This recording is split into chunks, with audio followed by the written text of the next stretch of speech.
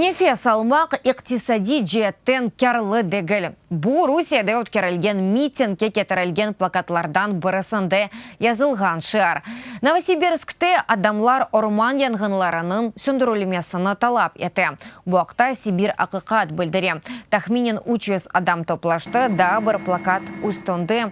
Русия гвардиясы ади адамларының урмак ярыне орман янгынларыны сондыр деп yazılған. Айны заманда Бутун Сибирь бойынша февкуляде вазиет илян етілмесіні талап еткен истиданами миллиондан зияде имза топлады.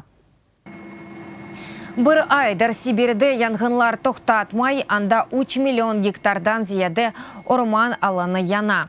Оның живарында кивелеyetlerde орман янгынлары тутуну себебінден адамлар маскалар киіп жүре. Февкуляде вазиетлер есе алев сарып алған мейданын тек 3%-ны сөндіре біле.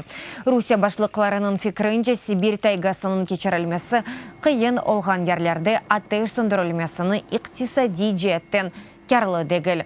Насы мәліматына көре янгын тутуну әнді бірлешкен девлетлер ве Канадаға барып еткен.